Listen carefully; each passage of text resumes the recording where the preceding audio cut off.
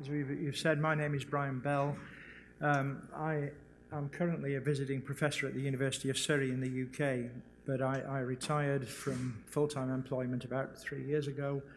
My full-time job was in the railway industry in the UK, working as a civil engineer, initially for British Rail as it was then with Railtrack, and finally with Network Rail, where my roles were primarily involved initially with bridge maintenance activities, and then later on in my working career, managing Network Rail's civil engineering research activities.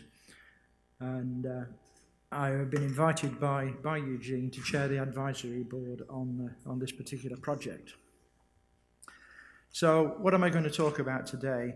I thought long and hard about this, and basically what I decided to do was take the subtitle of the project, which, as you can see, is Novel Indicators for Identifying Critical Infrastructure at Risk from Natural Hazards.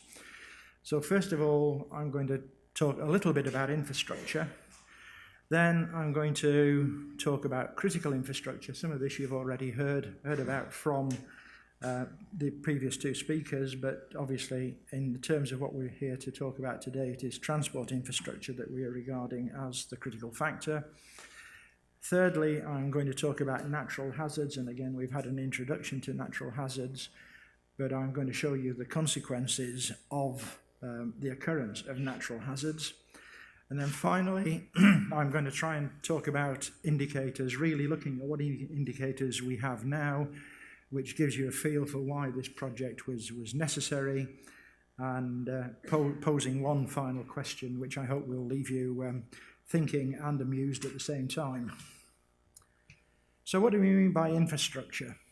Simply, it's anything that has been man-made that is necessary to sustain society as we know it today. And it consists of the public utilities, so that's water, electricity, gas, sewerage, telephones, district heating, those kind of networks. On the transport infrastructure, we have roads, railways, but we mustn't forget airports, ports, commercial waterways, principally canals, but some commercial waterways on the major rivers, particularly in mainland Europe. And then we've got buildings as well. So we all rely on the houses that we live in, the shops we shop in, the offices that we work at, or the factories that produce the goods that we consume. And these are all infrastructure. Just looking at Great Britain, and for those of you that aren't from the UK, Great Britain is the big island of the British Isles. So it consists of England, Scotland, and Wales. And there, the railway network is the biggest single infrastructure network under one management, and that's 16,000 kilometres of railway with something around 40,000 bridges, 17,000 retaining walls, 700 tunnels, 2,500 stations.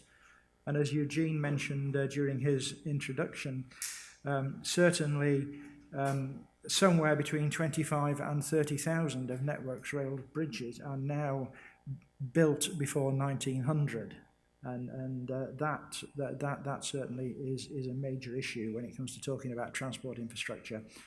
London Underground, which is the metro system in London, is 400 kilometres of railway, 270 stations, and it's nearly all in tunnels, so there's 180 kilometres of tunnels are there. Highways England, and they are the strategic road authority in England. There are also strategic road authorities in Scotland and Wales, but I couldn't readily lay hands on statistics for them. But they've got something approaching 8,000 kilometres of trunk roads and motorways, and around 17,000 structures, including nearly 9,000 bridges. Perhaps the one redeeming factor as regards the strategic road network both in the UK and in a lot of Europe is that it is relatively modern in comparison with the railway network. The majority of the motorways in the UK were built post-1960, so they are still relatively young in infrastructure terms.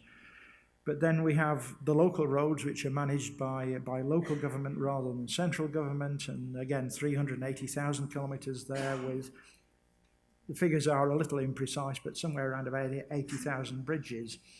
So that means in total that we've somewhere around 150,000 bridges in Great Britain, which is a sobering thought. And then we have the Canal and Rivers Trust, which is a charity. Until relatively recently, it was a government department called British Waterways, but they run the canals. The majority of the canals in the UK are in fact leisure facilities, although some do still see commercial use.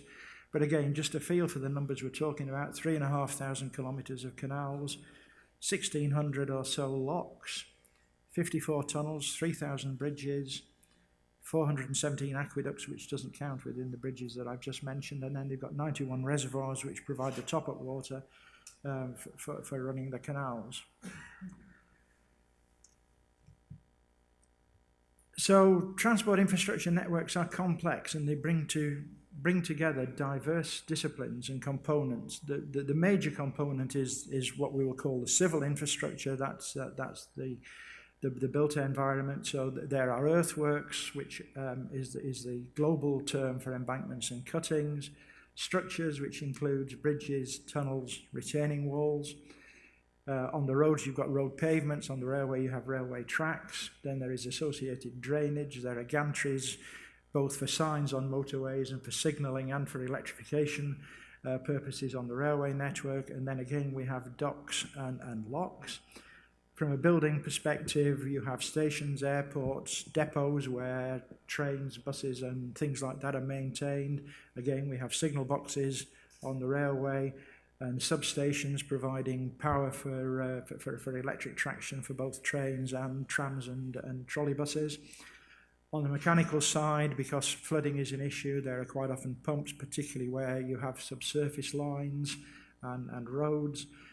On the electrical side, they provide the signalling, whether that's railway signalling or just ordinary traffic lights to control road supplies, but power supplies and lighting. And then you have telecommunications as well, which can be specific to the transport network or can be part of the public system. So you can have the traditional fixed links, which used to be copper wire, now moving more and more into fibre optics. But then you have mobile networks and radio systems as well. So critical transport infrastructure, the second part of what I'd like to share with you today.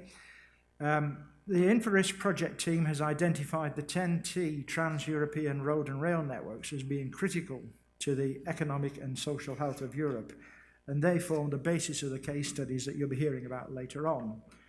But if we just have a look at this map of the 10T networks, where roads are shown in blue and rail is shown in red, you can see there are many areas where the road and rail systems are in very close proximity.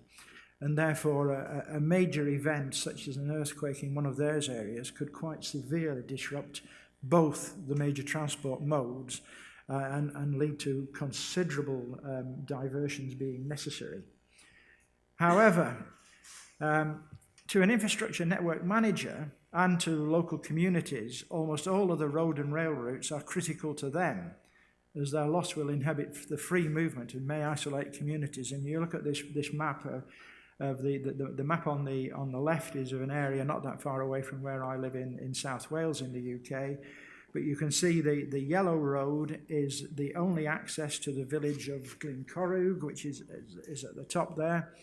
So, and you can also judge from the contours that this is a valley, there is a river running down it, so there are risks of landslides, possibly induced by rainfall, possibly induced by earthquakes, although earthquakes are not very common in the UK, or larger earthquakes are not very common in the UK, which could close that road and totally isolate that particular community.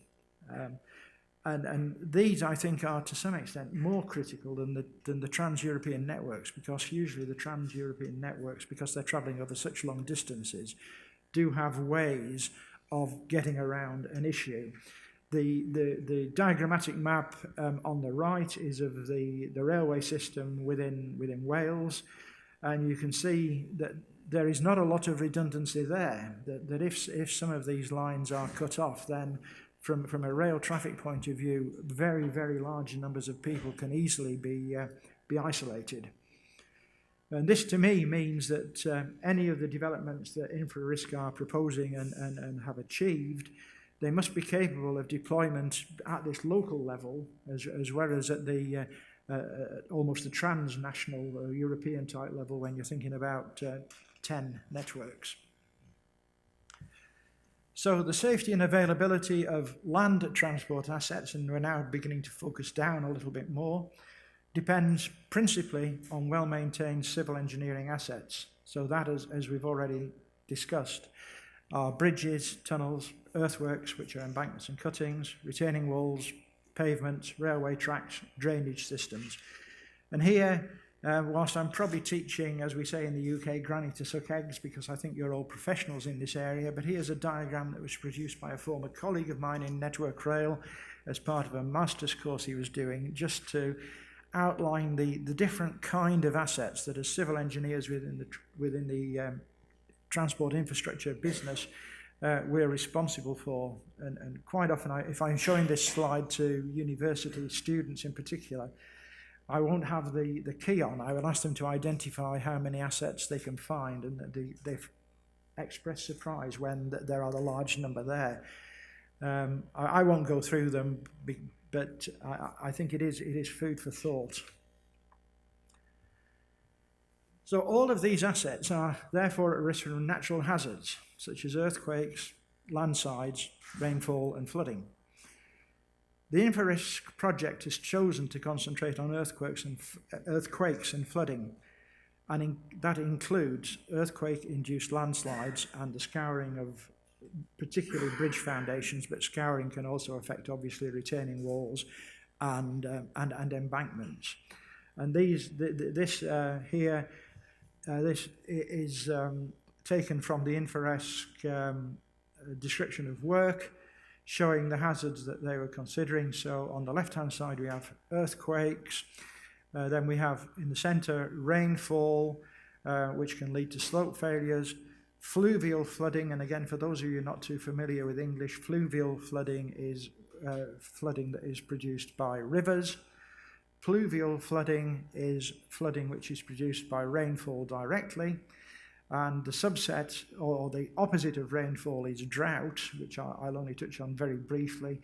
And then there is also flooding from coastal events, which can come from storm surges, and also in extreme cases from things like tsunamis, which would be driven by earthquakes, although that perhaps is not too big a risk in the UK.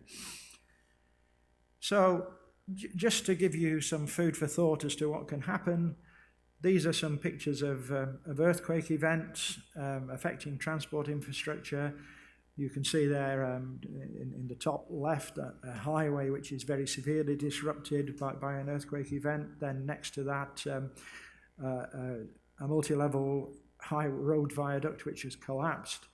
A railway severely affected by an earthquake event. And the final slide, the bottom right there, this is perhaps one of the roll-on consequences that InfraRisk is thinking about. Here an earthquake triggered a landslide which blocked the river, caused flooding, and therefore disrupted not only transport infrastructure but anybody who was living in that valley. Rain-induced slope failures, and some of these pictures that you're going to see now I took when I was looking on Network Rail's websites, and these are from published resilience strategies which have been published by each of the Network Rail routes and are available online if you want to see them. But again, just giving you a feel for some of the things that can happen. The top one and the one on the right are both roughly in the same geographic area. That's on the northwest coast of England in the county of Cumbria, where there is a single line railway. Here you can see two events which have totally closed that particular railway. But again, rainfall-induced slope failures don't only affect slopes that are above transport infrastructure, they can affect slopes which are supporting transport infrastructure. as is shown in the bottom right-hand slide there, where there's been a washout which has virtually undermined that particular single-line railway. Fluvial flooding, so this is flooding from rivers. The picture on the left there again is of a river and a railway running very close together, and this tends to happen in a lot of areas where, in mountainous areas where the railway were very closely the river in the valley bottom. So there you can see the railway again under very severe attack. The top picture in the middle shows an aqueduct, which is a bridge which is carrying a relatively small river over the railway, which has become obstructed and overcharged, so that there is then discharged water onto the railway, which at least is giving the trains a clean, if nothing else, but isn't very good. Below that is an event that happened in Italy a few years ago, where again fluvial flooding caused a total washout of an embankment, and believe it or not, that train had actually crossed the gap, and that was the tail end of the train that you can see there, with I think just the rear power car partially derailed, which says something for what can happen in the event of an emergency, and that they are survivable. And then the picture on the right is of flooding about 18 months ago in the UK in what we call the Somerset Levels, where again it is alleged, I think, that some man-made intervention interfering with sluices that were designed to carry water away, so somebody to prevent his own property being flooded interfered with the sluices and caused many hundreds of thousands of hectares of land to be underwater for many weeks, including there you can see there is a second railway there, but it is a second line of railway there, but it is completely underwater and therefore impassable. Also, of course, you can see a signal there. Most railway signalling is now dependent on electricity. So, and again, water and electricity don't mix very well, so you lose the signalling. So even if this water went down quickly and hadn't left any residual damage, there is probably work needed to the signalling system to get everything running normally again. Bridges damaged by scour, and we will hear, I think, about scour later on. The majority of scour events damage bridges rather than actually completely destroy them. And here are just a couple of examples taken almost at random from pictures that are available of this kind of thing. The left-hand one, again, is a UK example. In this particular case, the flooding was caused because, as you can see, there is what is effectively a weir over at the face of the bridge, and that was caused by a tree which wedged across the bridge, therefore caused a localized increase in water level upstream and an increased velocity thereafter, which undermined the foundation of this one corner of this particular bridge. In this particular case, the bridge was very long. There had been a big marshalling yard in the area, so it was quite easy to move the tracks horizontally in the short term to resume services. So that event probably disrupted travel for not much more than 2 or 3 days whilst the railway was realigned. The second example on this slide is a somewhat more serious undermining of a foundation. The bridge hasn't collapsed, but certainly I wouldn't like to drive over that bridge. Even I don't think I'd like to cycle over it, let alone drive over it with it on anything heavy. So some substantial work will be required in that case to render that back fit for service. But on occasions, bridges do collapse due to scour, and these are two examples from the late 1980s in the UK. The top one is a bridge called Glanreed, which was washed away in an exceptional flood caused by some of the things we're going to be talking about later on today. This was an exceptionally heavy rainfall over one particular catchment area, which caused this river to rise. Regrettably, as you can see, there is a train there which went onto the bridge after it had collapsed, and one carriage is actually submerged in the water, and unfortunately 4 people were drowned in that particular incident. The other event happened some 6 months later. Again, there are some, well, there has been, I think, some legal cases surrounding that particular one, and I'm not sure of the exact course, but let's say it is alleged that dredging had been carried out downstream of this bridge, which increased the velocity of the water through the bridge and caused it to collapse. That particular line of railway there, this is in the north of Scotland, the bridge is just north of Inverness. It carries the single line of railway which connects the far north of Scotland to the rest of the system. So, and that bridge was out of action for, I think, about 18 months, as in fact was the other bridge there, about 18 months, whilst completely new bridges were built to replace what is there. Pluvial flooding, and you've seen in Eugene's presentation the picture which I've got on the left already. But the other example, again, is typical of what can happen when rivers overflow. You saw the picture I showed of the bridge cascading water, but it's more usual for water to flow down into a cutting on the railway or the road.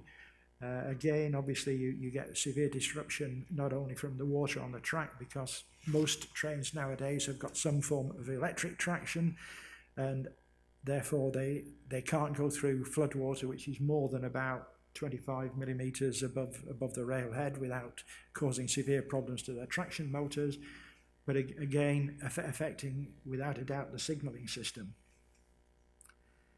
Heat, so I'm not really going to touch much more on heat, but there are 3 slides here which I found dealing with heat. The first event is a UK example where there is essentially a clay subsoil which has shrunk due to the effects of heat and caused this cracking of the carriageway.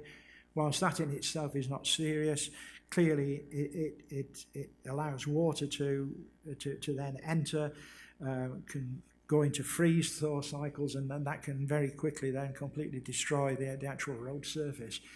The Indian example at the bottom there is of heat actually causing a failure of a road pavement and flowing of the material in the road pavement. And then the rail example is again caused really by a build-up of heat-related stress in the rails, causing to expand, the expansive forces being greater than can be sustained by the restraint that is provided by the ballast and the sleepers, so causing a buckle. Coastal storms and flooding, many pictures here which speak for themselves. Railways, again, quite often, certainly in the UK, tend to be along the coast, so they are the first line of defence in some places for communities, which is not always a good idea for the railway, a good position for the railway to be in. But storms can bring trees down, and again, if you've got overhead electrification, that can destroy the overhead electric wires, causing to increase disruption. The middle picture on the right there is of bales of straw which were blown by a gale onto the railway. Again, something you wouldn't necessarily think would happen, but it has happened. And the final one is a bus which was actually washed off the road, and the road is now completely covered in shingle, but the bus itself was washed off the road by high waves. So from a network management perspective, maintaining safety is absolutely paramount. That for any transport infrastructure manager has got to be his #1 priority. But the second priority is to maintain a service to the public, and that is almost as important as safety, but not quite. But this means that some transport infrastructure, particularly embankments, tunnels and major bridges, are hypercritical because of the time taken to replace them if the unthinkable happens. And so they need to be really treated as if they have an infinite life. And that means they need to be protected against natural hazards alongside the normal maintenance interventions to inhibit deterioration.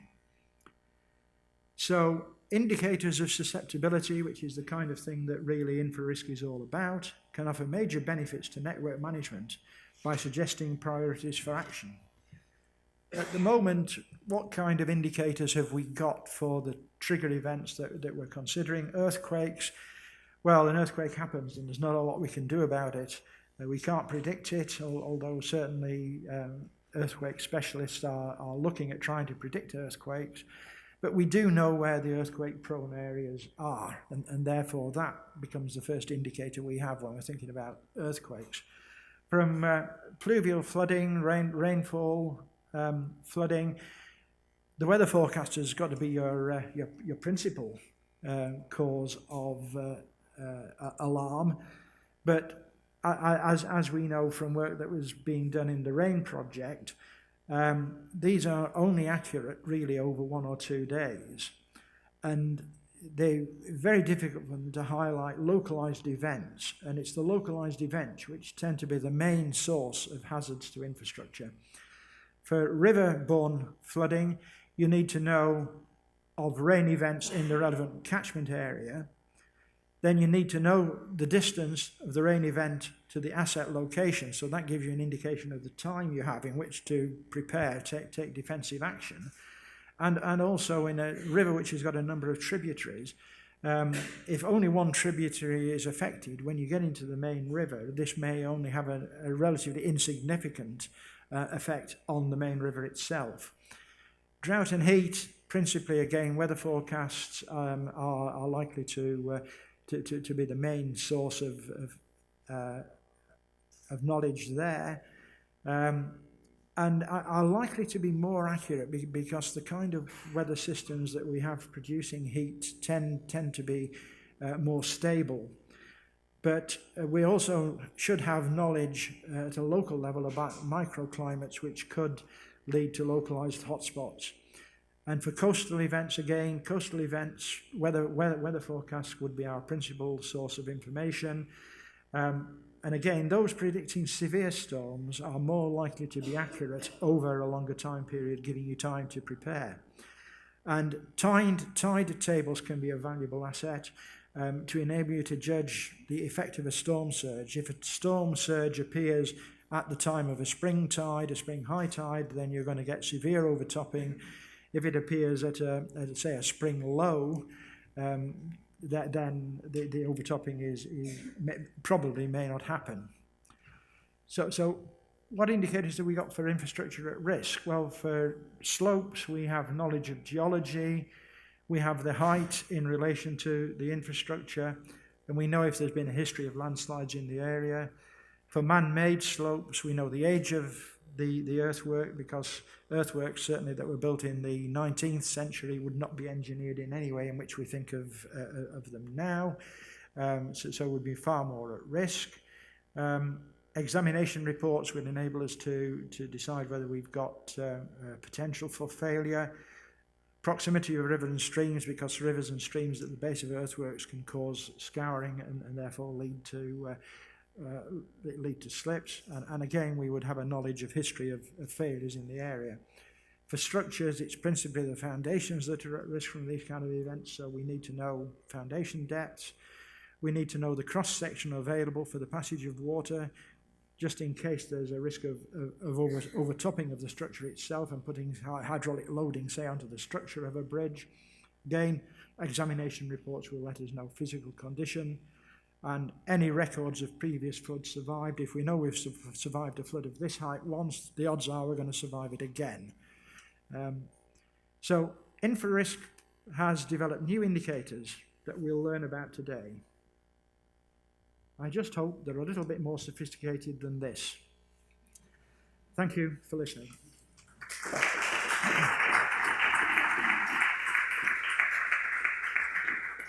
Thank you, Brian.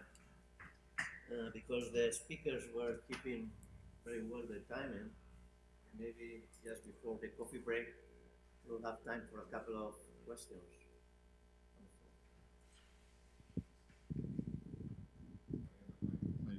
One question. So, hola,